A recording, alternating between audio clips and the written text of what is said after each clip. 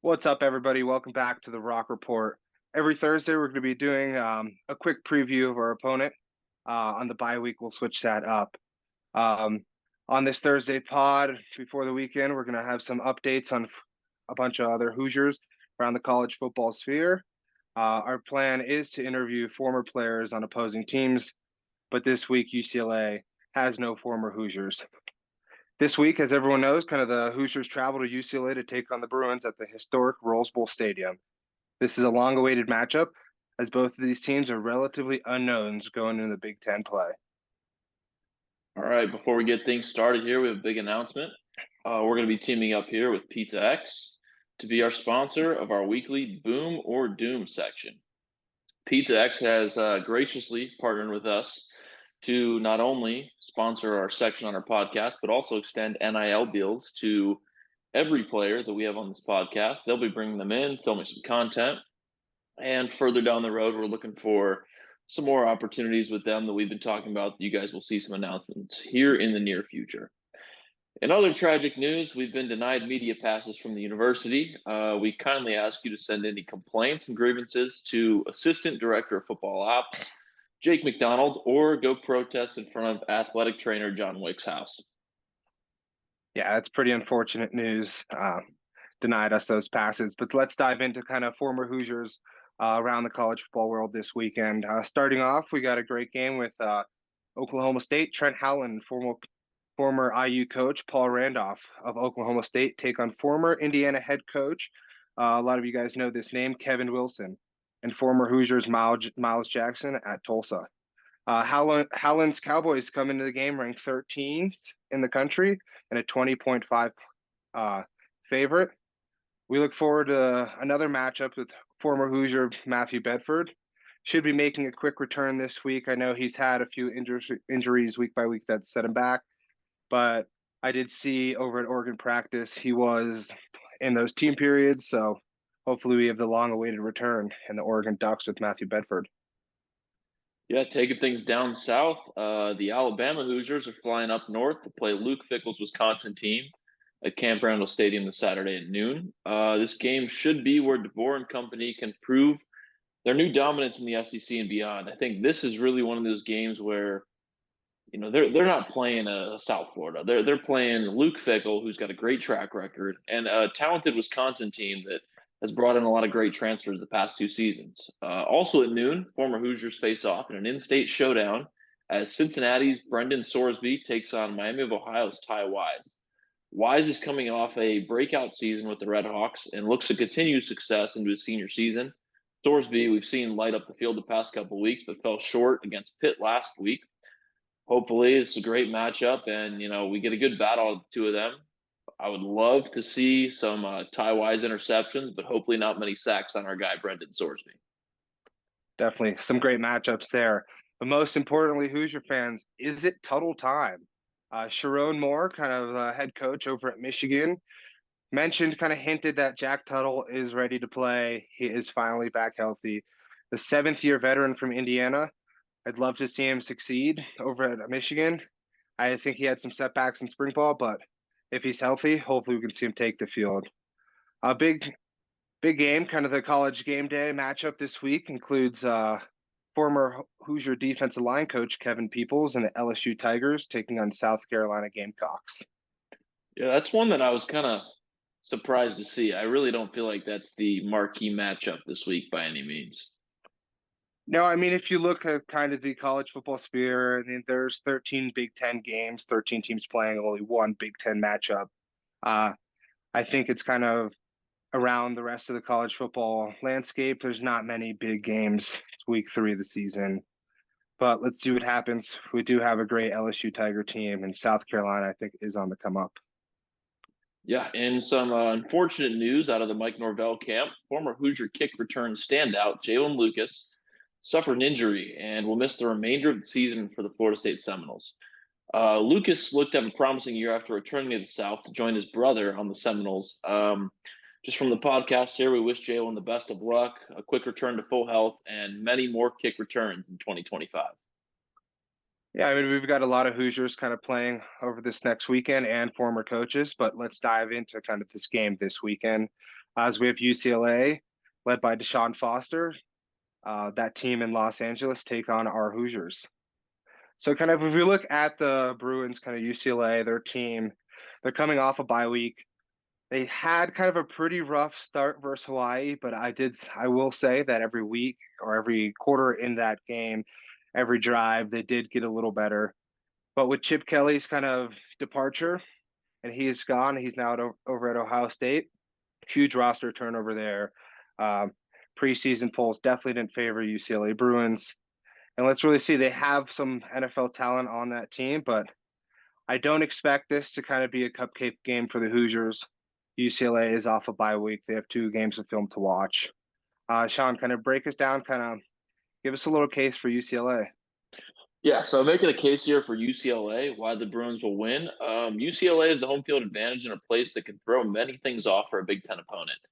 The Hoosiers fly across the country, hit a time change, and play in a venue they haven't played in decades. As we saw in one of Curt Cignetti's interviews a couple weeks back, this is one of those games that players just talk about. Everyone wants to go play in the Rose Bowl. So if you're not locked in from the get-go, it's really easy to fall apart early in Pasadena. I think UCLA might be able to pull this one out if they take advantage of the Hoosiers off the bat and play a consistent game. On paper, the Bruins roster is by no means weak. Maybe some would say average, but they're definitely not Florida International or the teams we've been playing the past couple of weeks. They recruited fairly well in years past and brought in a decent transfer class. I think especially up front on the defensive side, they've got some size, and it really should be a good test to see how this Hoosier O-line lines up against Big Ten teams.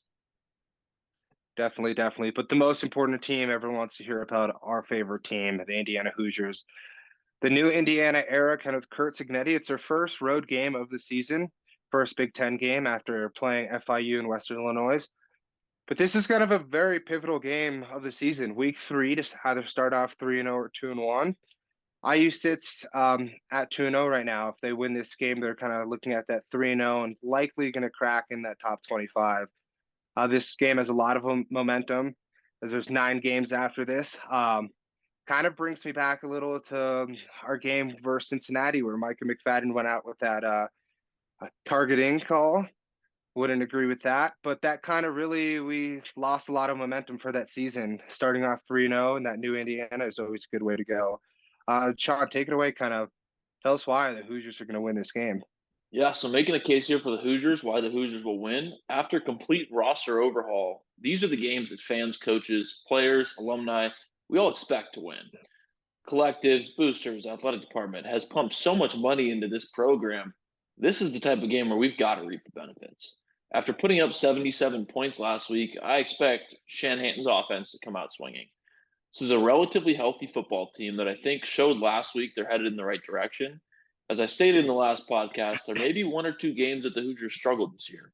It's just usually how it goes when you've got a new staff, got a bunch of new players, but I really don't think this is the game where you see that. Even if this game is a dogfight, I don't think the Hoosiers play a dirty game by any means. I think they play clean like they did last week, not many mistakes. The players, the coaches, the roster's there to win games like this consistently. I'm just excited to see what does Curt Cignetti's game plan look like going into a UCLA Big Ten game like this. What do we show early on? What do we keep for the latter half of our schedule where we're playing the more powerhouse teams this year? Definitely. And I think the Indiana Hoosiers are kind of very well equipped with Curt Cignetti right now. As you heard him say in his press conference, doesn't care if we're playing in the Rose Bowl or the parking lot.